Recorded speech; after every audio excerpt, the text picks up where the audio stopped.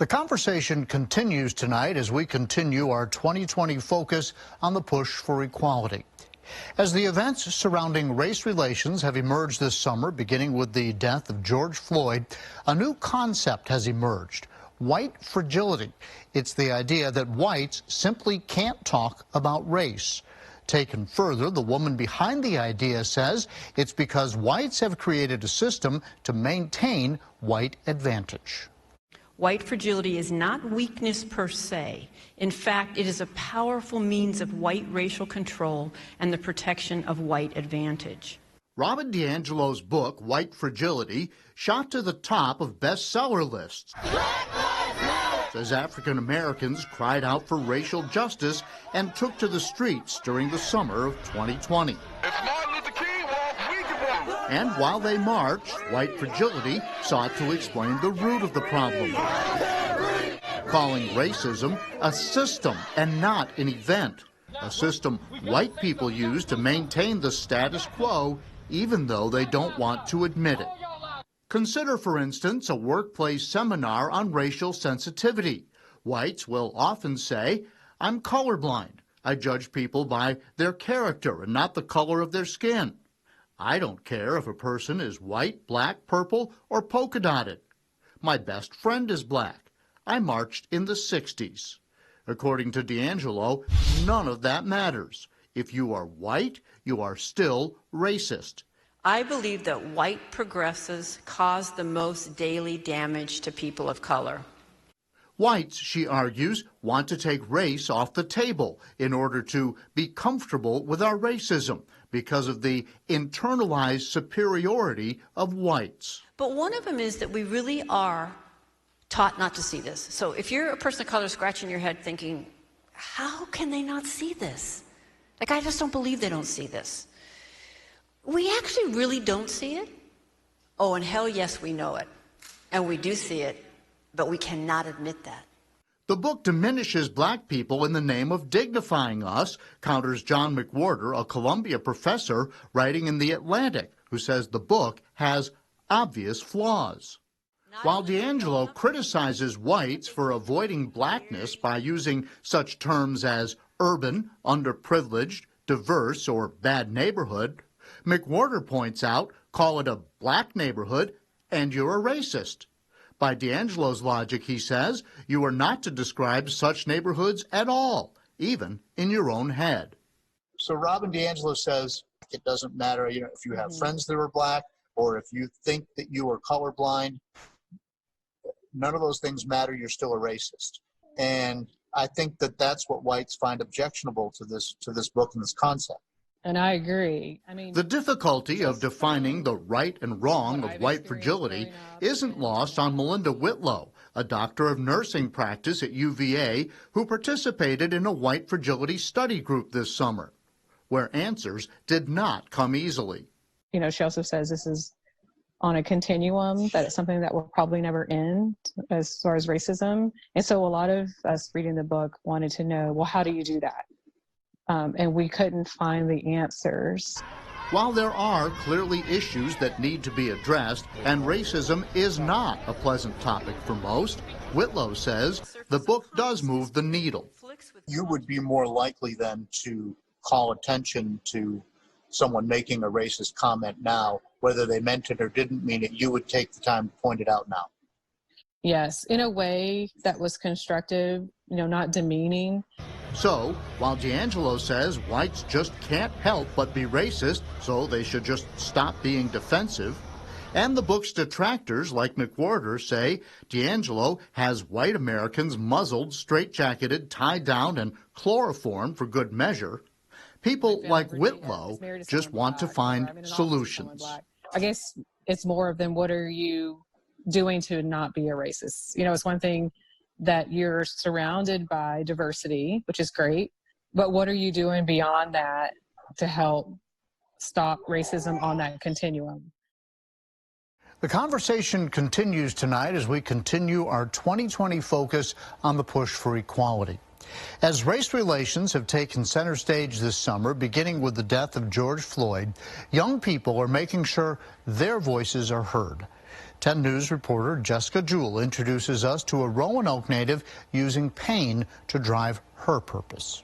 2020 has been a year of change for many college students, including Tanija Rivera, starting her junior year virtually in Roanoke instead of on campus at Howard University. But far more has changed her this year than just COVID. I feel the fire in my chest and how much I want to make that change. In the wake of George Floyd's death, Tanija has turned her anger into activism, taking to the streets to protest and using her voice to make a difference. We've dealt with a lot of racial injustice and inequality, and then the overall socioeconomic inequality within our minority communities that have allowed us to fall a lot further than we ever should have been. But we're doing the best that we can, and right now is a time that we're not going to give up. Seeking justice is a drive her Aunt Nicole Ross says she's had her whole life. I think if anybody can get it done, she can. Driven by racism they both encountered growing up. It did something to me that I didn't realize until I was an adult. It made me feel like I was inferior. Something she hoped her niece wouldn't have to go through, but still faces to this day. She was like, hey, can you press your hair for this? And I was like, yeah, of course. What about my hair? I know it's spirally and it's curly, but what about it is so unprofessional? Tanija's drive is not just rooted in racism, but also in tragedy. Honestly, it's kind of like a fever dream. He took a gun and he shot him. Her father shot and killed in Roanoke when she was just 8 years old. He was killed because he was breaking up a domestic dispute. He was helping someone that he didn't even know. That's the type of person he was. His murder brought their family unimaginable pain, but from that came purpose. I've learned that it's okay to be upset, but if you're going to be upset, you need to be upset now. She learned how to endure, and she learned how to press on. And she learned at a young age that life isn't fair. And what she's trying to do is level the playing field, make it a little more fair, and make it a little more just for others. Carrying the memory of her father and the inequities she's faced in her own life, Tanija is fighting, adding her voice to a movement that's gaining momentum because of young people. What they have to say matters. Not only do they matter, what they have to say matters. I feel like my generation is maybe the foundation to greater change. Change she plans to be part of, right now by speaking out, but in the long run, making sure other kids can grow up in a world different than the one she grew up in. I hope that they feel something is being done, and then at the end of the day, when they go home and lay their head to rest, that they know they'll see another day, and that someone else won't take that from them. A race she knows will be long, but one she's ready to run. I think this is a lot bigger than a broken bone. This is like a disease that has ran through and really made its mark on every aspect of the country and really the world. So instead of treating it like a fracture and trying to set it and let it heal, we need to find out where the disease started. And as soon as we can get the right medication, I believe that maybe we could start to heal ourselves. Jessica Jewell, 10 News, working for you. Our 2020 focus on the push for equality continues tonight. Food access is a daily challenge for many, even before the pandemic. 10 News reporter Megan Woods explains why some argue tackling systemic racism has a hand in the solution. So then you just owe me $23.45 on your card. For the past several years, Carolyn Williams has gotten her groceries from the Leap Mobile Market. Well, number one is it's fresh food. Fresh, homegrown, and then otherwise you have to go out to buy it, and it's heavy. She uses a walker and lives in an area where convenience stores are much closer than grocery stores. You can catch the bus stop right down there. You can ride the town and come back up, or you can go to the right here where the crosswalk is and go over, but that's dangerous.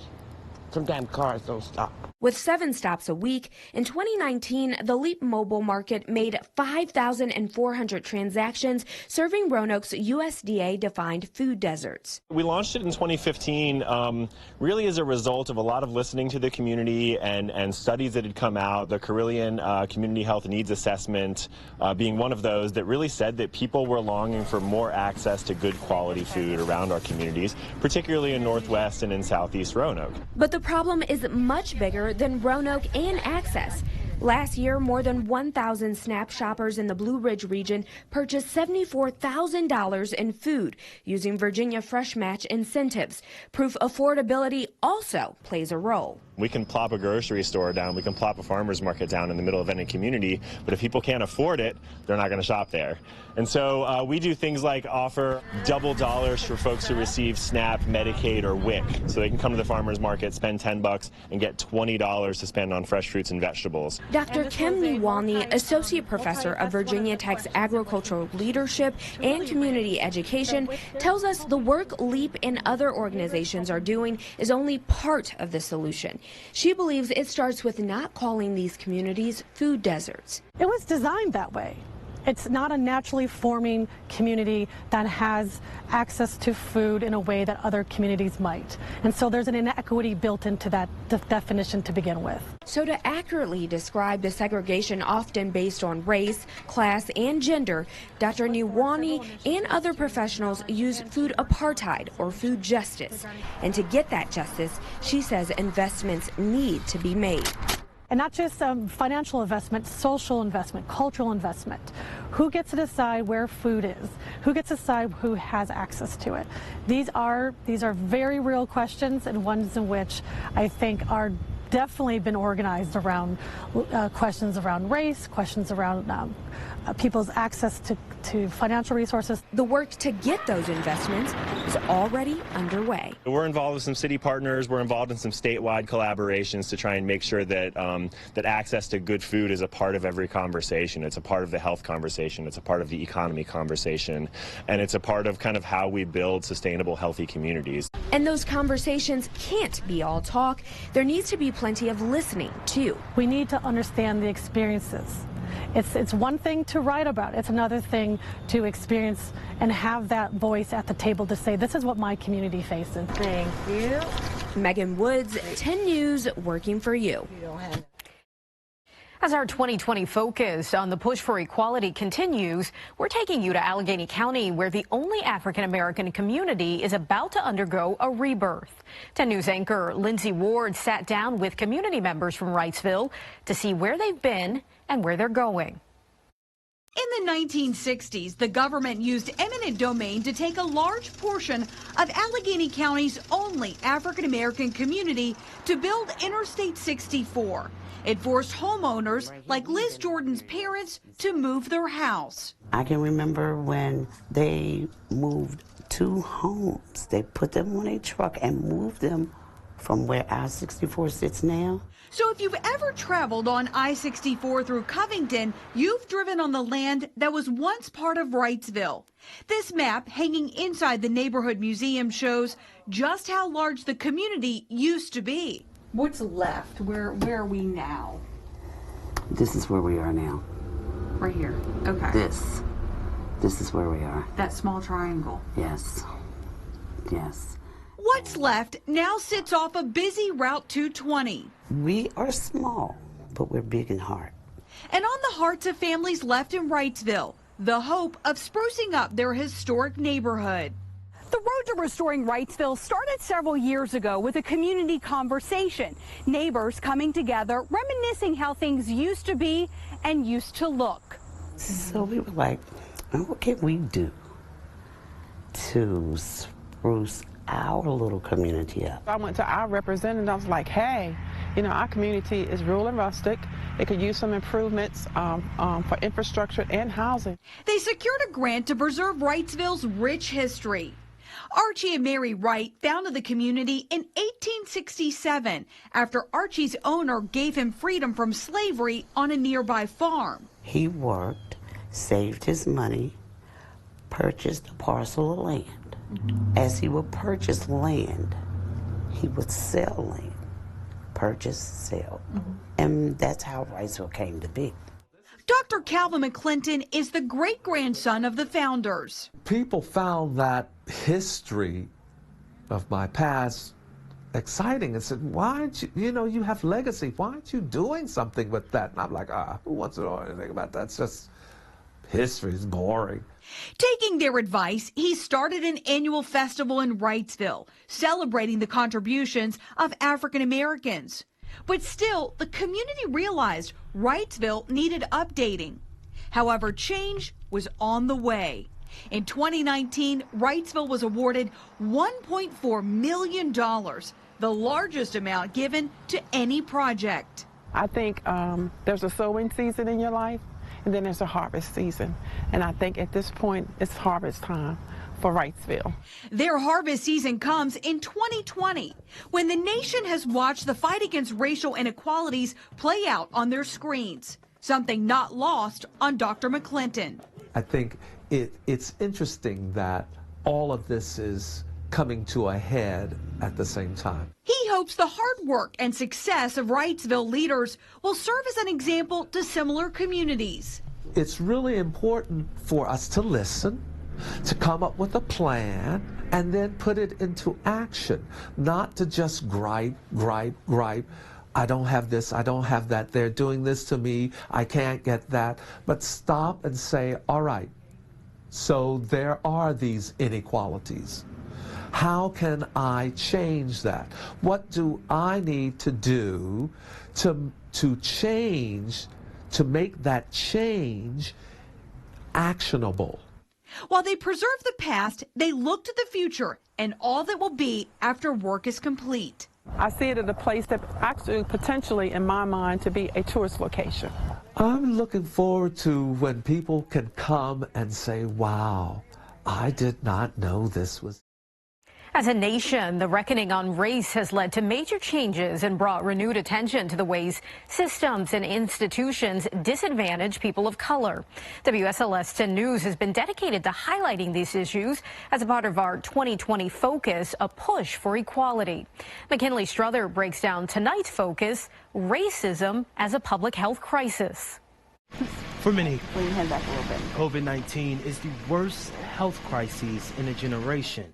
But that same crisis is shedding light on another emergency, one ignored for centuries: racism. There are fears and concerns that those of us that come from marginalized communities have that our brothers and sisters on the other side don't think about. The killings of George Floyd, Breonna Taylor, Ahmaud Arbery, and others birthed a movement unlike any other across the country. It opened their eyes to what so many have been saying for years, as thousands flooded the street with their cries, their pleas, their exhaustion. The people that have the ability to change that are not doing it or don't seem to have it, it's not a priority. We have to start looking at racism as a public health issue because it does impact health on a medical or physical side as well as a societal and a systemic side.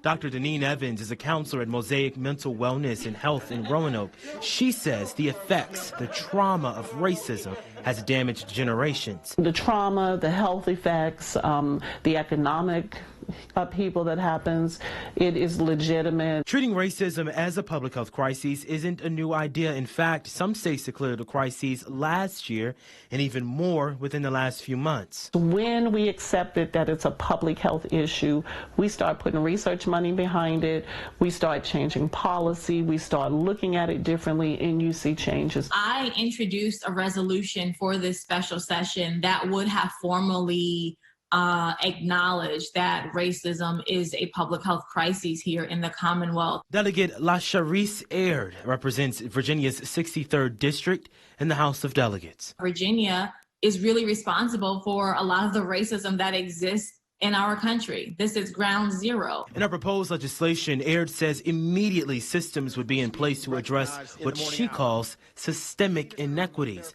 The measure goes beyond just acknowledging that racism exists. it works to eradicate it in our systems. Until we change the hearts and minds of people and how they choose to act and engage with one another, it doesn't matter what policies we create. It doesn't matter what laws we change. It is so much bigger than that. Governor Ralph Northam signed an executive order creating a commission to examine racial inequality in Virginia law, many that have been in place since the Jim Crow era. At the same time, the coronavirus pandemic brought new light to certain inequalities like housing, jobs, and accessibility. We talked about that very issue, that racism is a health crisis issue, and we're looking at a proclamation. So that starts with leadership and a message that comes out from the governor and other individuals. So it's something that I'm discussing with that advisory board, and I'll work with Delegate Aird, and I think you'll see more happening in that regard. It's not rocket science. It's just understanding and valuing and respecting the human condition. Delegate Aird's resolution has not yet been taken up as of this broadcast. However, the work to complete a full overhaul of what hasn't worked continues. We have Black people coming in for counseling. Those barriers that you once heard, non-existent. Policymakers, what we're doing right now in the special session, can do so much to try and change the environment here in the Commonwealth. We got a work to do now. We got a ways to go.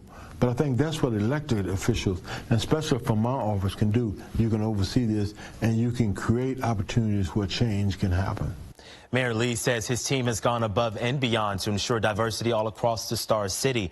There is more work to be done, as Mayor Lee stated, but I've learned some of that work is already underway to fix systems that have not worked and hopefully replace them with ones that do. I'm McKinley Struther, 10 News, working for you. As our 2020 focus, the push for equality continues. We're taking a look at your voting rights and some of the targeted attacks meant to keep voters away from the polls. Advocacy groups say voter suppression efforts have increased since 2008, but the history of restricting the vote can be traced to our country's earliest days. In the presence of a man who fought to secure every American's right to vote. Your voting rights is one of the most important things that you have. Brenda Hale, president of the Roanoke chapter of the NAACP, can tell you the work to protect that right is far from over. If you just think about it, why are there so many efforts to suppress it if it was not important? Voter suppression is defined as strategies, legal or illegal, to prevent eligible voters from voting or registering to vote, efforts that have disenfranchised Virginia voters from the state's founding days. You only had to be 4 things to vote. You had to be adult, white, male, and the owner of a substantial farm. That's suppression across most people who lived in the state. The adoption of the 15th Amendment in 1870, giving black men the right to vote, spurred a new wave of discriminatory practices aimed at keeping black men away from the ballot box, especially in the South. We saw tactics like poll taxes and literacy tests, violence and voter intimidation as well.